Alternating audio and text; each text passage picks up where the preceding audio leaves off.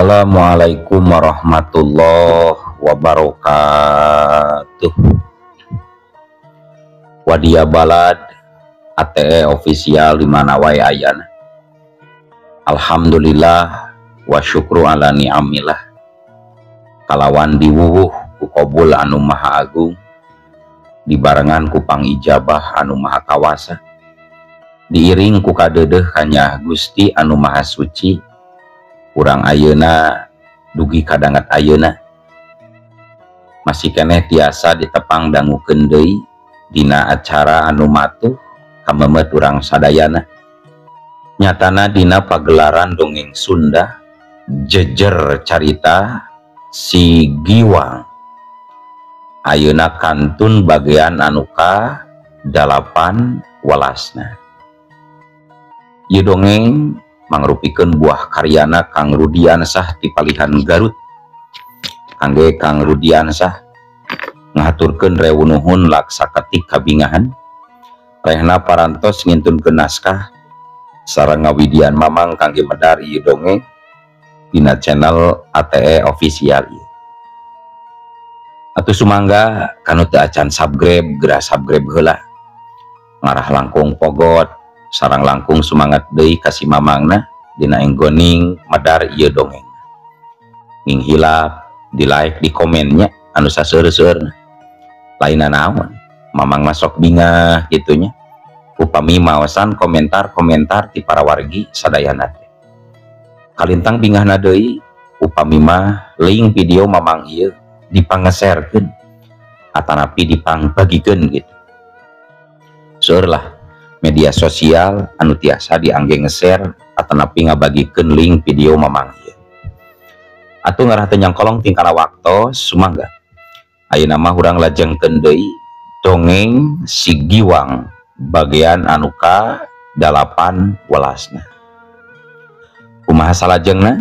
Sor cikopina, betot simutna, pagan heula tali kolorna, isi morosot, merezel, morozol, uzel-uzelan di tengah jalan. Tumpak dung dung tes.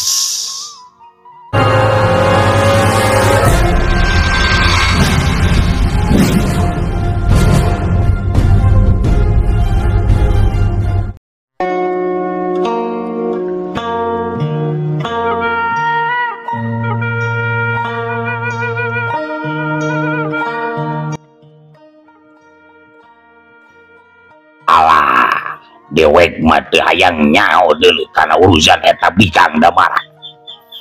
Ieu lain bener-bener teu bisa dipercaya ayeuna mah ku dewek. Ka itu sia geura mantau deuleu. Cek ki geblek masih keneh amarahan dina kayan geus kitu oge. Pikeun Damara mah biasa wae, matakan sikepna tetap tenang.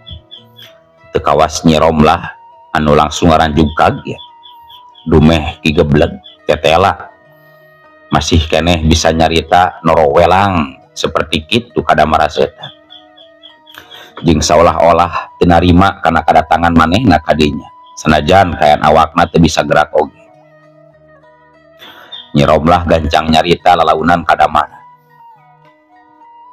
Nah, akang tadi teu nyarios ka abdi. Pamidipi warang milarian tabib ku tuang guru kan nyara bae akang mah urus salira janten we bendu. Damara seta oge gancang awalon pondok berelaunan. Nyaeta akang teh poho nyai bakating kuruas ningali nyai kayaan kancam bahaya. Padahal poe ayeuna teh akang ngahaja rek neangan hiji tabib pikeun meakeun rasa kapanasaran. Sugan jeung sugan aya tabib anu mampu ngubaran guru akang anu mungguh mata ngaprihatinkeun ieu. Nah atuh bet hilap ari akang. Nya eta duh aya we piomongeun teh nya. Alhamdulillah. Damara zeta ngadon ngobrol ari sia. Ka itu sia geura mantau indit ka Gunung Marapi geura tepungan guru dewek. Kudu neneangan deui tabib jeung geura gubug eta bikang teh di tempat aing deuleu tong sina lila-lila aya di dieu dewek teu sudi abrig-abrigan deuleu eta bikang ceuk gebleg langsung harita ngusir sangkan duanana gancang arindit ninggalkeun eta tempat. Mangga Ki Guru, kuring ayeuna rek indit ka Gunung Marapi, tapi saacana hambura kuring loba nguciwakeun ka Ki Guru ngan sakali deui kuring arek menta idin ka Ki Guru nyaeta pikeun ngangkat murid ka Nyi Romlah, manehna anu menta hayang diangkat jadi murid ku kuring kitu tah Ki Guru. Alah dewek dia yang ngao pokona mah eta bikang urusan ilahi, dewek dia yang milu urusan anu kararidu patut mantok sia ka hidup mantok jadi aral tungtung nate ka dewek buga murid bet ngadadak bodoh belagu awak aing jegjeg wae heuras teu bisa digerakkeun ega si lain ngantep dewek gancang geura mantau geuleuh da marah. Sabar Ki Guru. Ki Guru pasti bakal pulih deui. Ayeuna kuring indit heula Ki Guru. Ayo Nyai, urang indit ayeuna mah. Nuhun mangga Kang.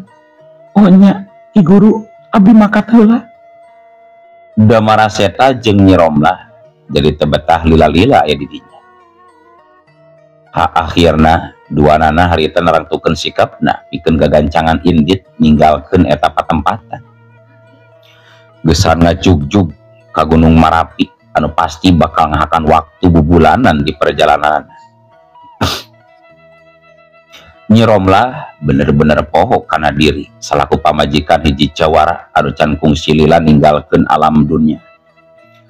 Nyi Romlah berdaek babarangan lumampah jauh jeung laki seje.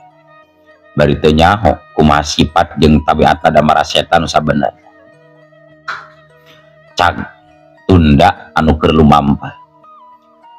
Ayeuna urang caturkeun deui kayaan di Gunung Sembung. Teteh bener we naon anu dicaritakeun ku Ambu Sulasmi teh teu nyalahan. Si Giwang saacan meuntas umur 2 tahun oge geus bisa nyarita ngan pedah cadel keneh. Lempang geus teteg, geus lancar meh bisa lumpat.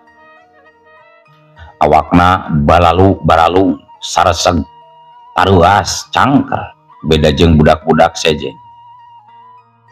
Mun dibandingkeun jeung barudak warga lembur mah si Giwang teh jigan geus umur 5 tahunan we.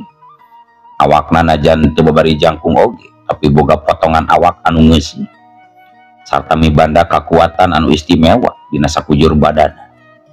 Kalian teu bisa dipibanda ku barudak-barudak pantaranana. Tanagana bener-bener pedas. Geus pasti si Giwang mangsa nu bakal datang. Umurna nalika nencak rumaja tangtu bakal beda tinulian pangawakanan. Mun parang kawenehan ningali indungna jeung Ambu Sulami keur latihan jurus. Si Giwang sok rajin nurutan hudhead. Mungguh mata kaget tureus sabab pernah dina hiji waktu si Giwang mampu ngancurkeun batu gede dina jarak jauh. Malah lain eta bae, si Giwang mampu ngalakukeun gerakan-gerakan anu sok dilakukeun ku indung jeung ku Ambu Sulasmi. Sarta bener-bener luar biasa hebat si Giwang teh, badana bisa luncat nyelepas. Lebah dieu si Giwang geus mawa watek sorangan. Naon-naon anu aya hubunganana jeung ilmu silat teu kudu capek dilatih.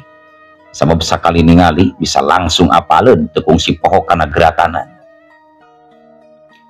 Gerakan-gerakan si Giwang malah jiga geus lila kalatih kalayan asa. Teu katara kararagok mangsa ngalakukeun tindakan. Caturkeun dina hiji poe, si Giwang terus diajakan ngobrol ku Ambu Sulasmi bari tiuk dina golodog. Sedangkeun Nyi Ebah mah keur indit harita teh kawalungan pikeun mandi jeung misikan beas. Halus Giwang, halus boga bakat anu hade. Calon jawara anu moalila deui bakal makalangan di dunia kajawaraan. Pikeun numpes segala rupa tindak laku kajahatan. Sarta ngusir bangsa deungeun ti ieu lemah cai anu beuki mahabu tindakanana. kamu Sulasmi bari ibu. Oh, uing jadi penasaran ambu euy. Yakin itu uing bakal jadi jawala. Terus buk uing nah bet koneng semu belum kieu nyambu. Oge kulit uing bet bodas. Beda jeung kulit ambu jeung si emak warna coklat. Tembal si Giwang bari nyengir.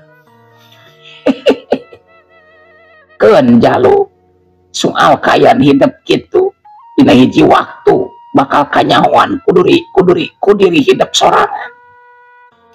Moal ngarasa heran dumeh pakulitan awak hidup bet bodas buk hidup bet koneng semu beureup. Ayeuna mah hidup mending geura sayaga diri sapiduna. Eusan dilatih ilmu silat ku ambu supaya kekuatan jero jeung bakat hidup salila ieu asa kalatih Giwang. Oh nya atuh ambu sok gelalatih uing teh ku ambu. Uing be bisa mulang talima ka ambu jeung ngamalkeun ilmu dina jalan kahadean kepada manusia kitu tambu. Ayeuna we ieu hidup dilatih silat ku ambu digembleng sangkan jadi hiji jago pilih tanding anu ngabela ka kaum lemah nyaah jeung cinta kalemah cai. Oh hole uing latihan hole. Si Giwang meni ajrag-ajragan bari surak tur keprok bakat tingku atuh bakal dilatih ilmu silat ku ambu Sulasmi. Nya timiti harita si Giwang terus dilatih kanuragan ku ambu Sulasmi unggal poe. Jeung dina unggal poe teh ku ambu Sulasmi teu boleh dibere jurus anyar. Sabab sapoe dibere jurus sok langsung apal jeung paham teu kudu meakeun waktu anu lila ngalatih. Lebah dieu si Giwang memang calakan tur pinter budakna. Oge daya tahan badana anu kuat, teu gampang capek jeung tara kapokan, estu bandel tara nulih kana kayaan. Dimimiti tahap anu harampang tub kanu rada bareurah. Pikeun si Giwang mah teu matak ngarasula atawa hoream. Atoh we nu aya sumangat dina unggal latihanan.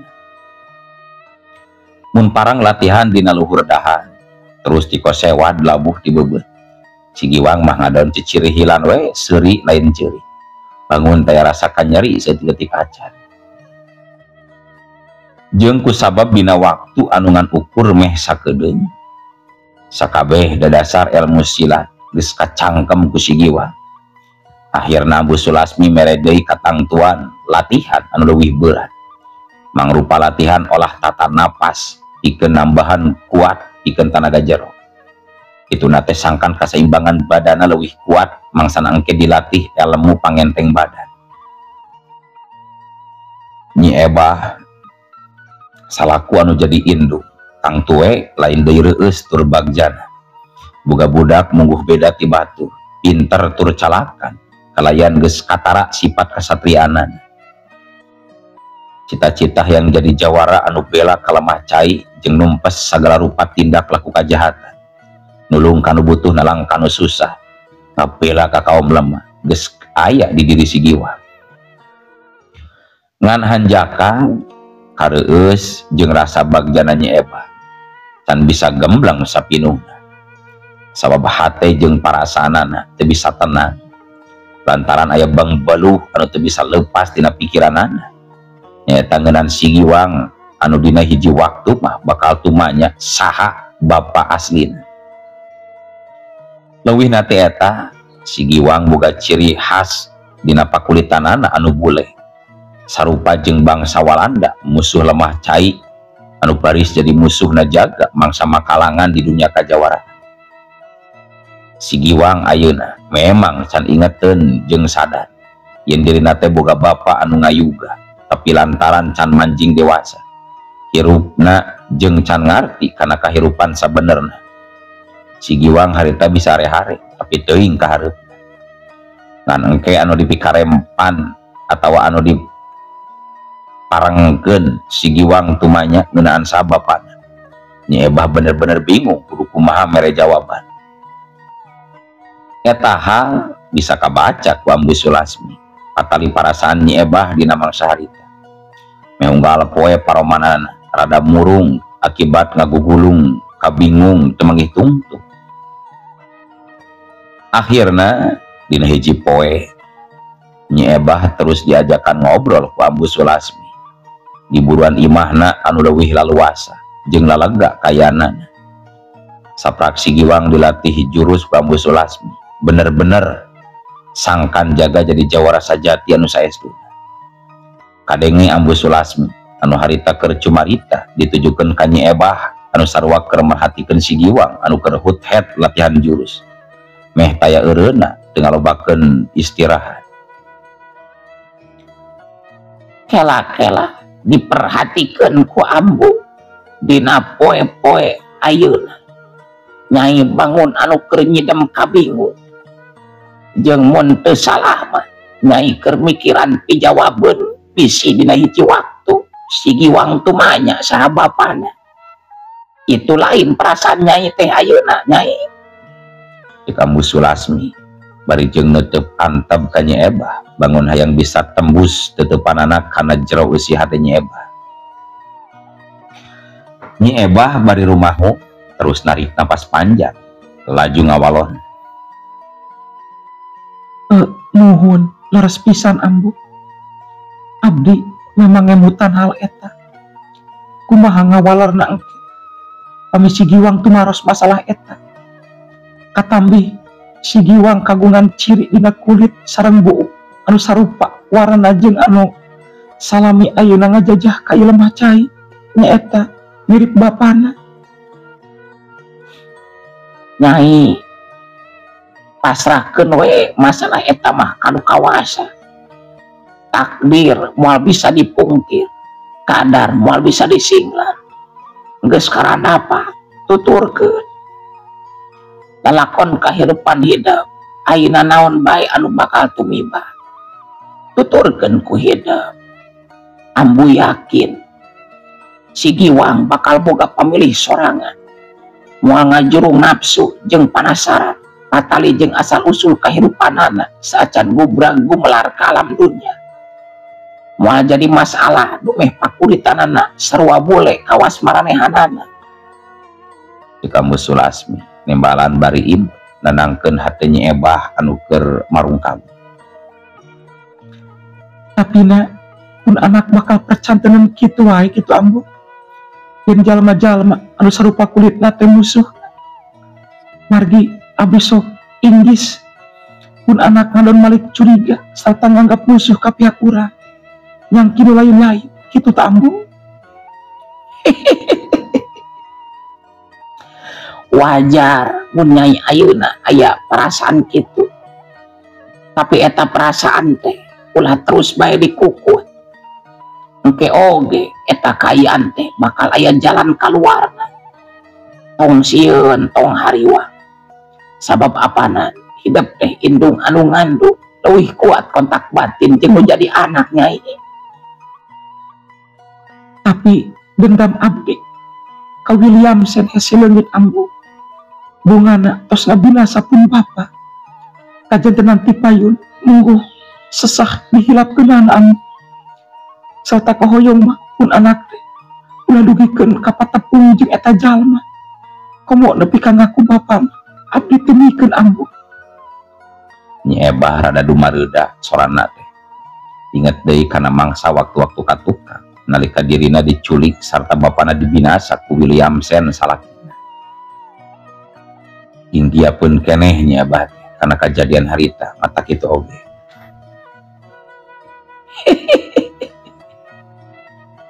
Cek Ambu mah sabisa-bisa eta perasaan teh kubur sing jero.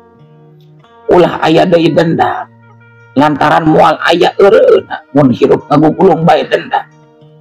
Terus wae nepi ka anak incu moal aya eureuna Ambu teu miharep boga murid anu boga dendaman. Nyi Ebah katingali manehna ngahulang. Mikiran sikep Ambu Sulasmi tetela teu sajalan deui pikiranna jeung dirina. Malah ngadon megatan malas kanyeri ka Williamson. Ari mimiti nama Ambu Sulasmi oge teu nyarek teu nakon.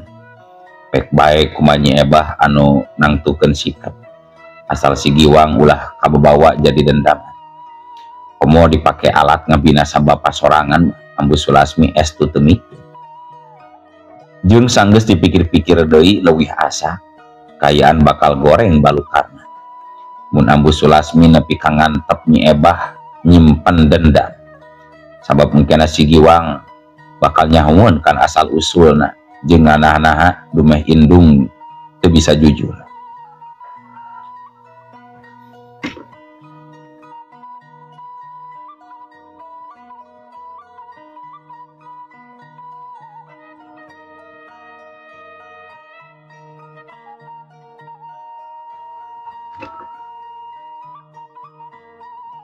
Nempo Nyi Ebah repe Ambu Sulasmi surti gancang nyarita deui.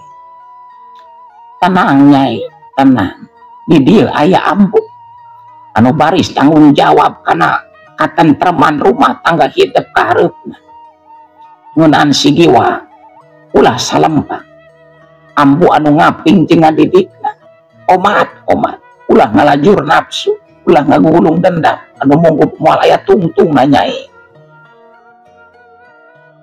Nuhun mangga Ambu, insyaallah abdi bade turut kana papatah ti Ambu. Nyi Ebah dina bibir mah memang nyarita kitu, tapi dina hate mah lain deui, hese diajak badamina. Masalah kanyeri hate alatan bapa ditandasa memang mangrupakeun hiji hal anu hese lipurna. Batin maleuwih nyeri sanajan nya bibir mah nyarita sanggup micen dendam, tapi hate mah anggar teu bisa. Geus nya ayeuna mah sing berat ulah nepi ka katingali nguyung deui. Mangsa ngagugulung kabingung engkena bisi katanyaan kudu jadi anak. Kunaon Nyai bat kitu? Geus ulah ngalamun wae. Nuhun mangga Ambu, hapunten abdi Ambu. Rumaos teu tiasa meuhpeur hawa nafsu. Kan bae Nyai, da geus ilaharna kitu. Ngan aya anu diajar, aya anu henteu. Jalma sabar berarti hirupna keur diajar. Kitu kayaan di Gunung Sembung dina waktu harita. Oge kayaan Nyi Ebah katut si Giwang anu paring supadi bakal tandang makalangan di dunia kajawaraan. Cag tunda anu kacarita kocapkeun ayeuna di markas Walanda anu beh bae lila teu kacarita. Harita teh kayaan di markas Walanda nyampak ukur aya Sersan Joko Bungkul jeung Jenderal Gabriel Van Holden keur ngarobrol duaan di rohangan khusus. Sedangkeun anu sejenna mah kabeneran keur areueuh ngaroris ka unggal lembur-lembur anu memang keur subur ku tatane. Jenderal Gabriel Van Holden ugu ngarasa kuciwa dumeh menang warta yen Mas Jangkung ajal binasa ku Ambu Sulasmi. Sedangkeun da maraseta duka teuing ka mana aya moal-moal datang laratanana teu ngadenge deui. Sersan Joko kadenge harita anu keur cumarita ditujukeun ka Jenderal Gabriel Van Holden.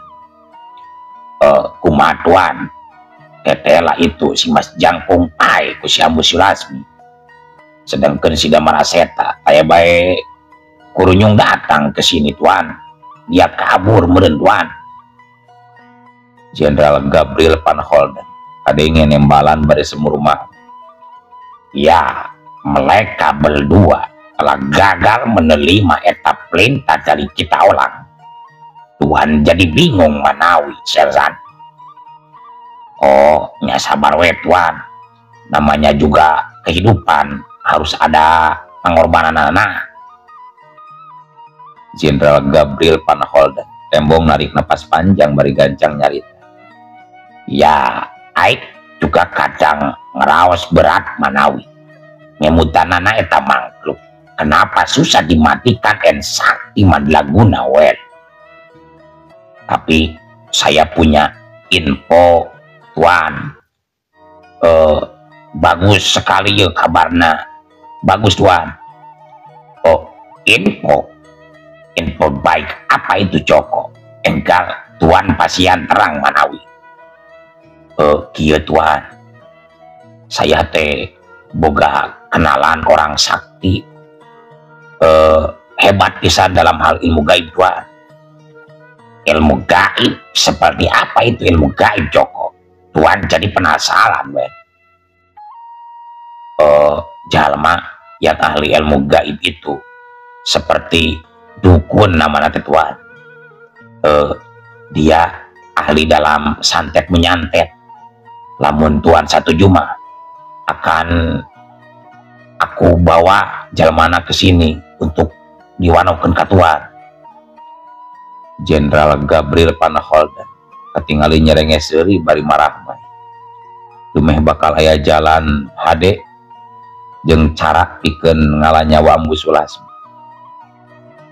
Maksud mana itu si Sulasmi mau kita santet gitu Joko? Iya bener pisan tuan. Si Sulasmi biar santet aja tuan. Sabab sejago-jagona oge jawara dina widang kalahiran. Hari diserang secara lemes mah cantang tu mampu untuk menghadapinya gitu dah tuan. Saya bagus manawi.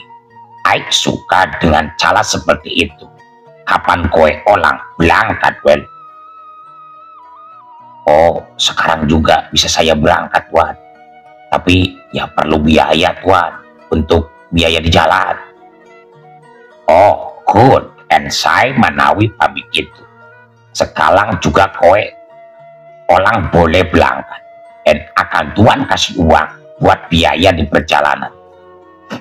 Tapi ngomong-ngomong, di mana itu tempat dia punya? Dan siapa namanya itu wel? Jenderal Gabriel Panaholdan jadi kahudang deui sumangat hayang ngaguna sika ka urang pribumi. Sanggeus ngadenge aya dukun sakti wawuhan Sersan Joko. Namanya itu Ki Samudra tuan. Tinggalna di Kampung Kuningan Jaya. Ya tempat nama dekat tidak jauh-jauh teuing dari sini mah. 1 hari 1 malam oge sudah bisa sampai ke tempat tujuan. Begitu tuan. Tapi tina nalika keur kitu nah atuh ari ujug-ujug olo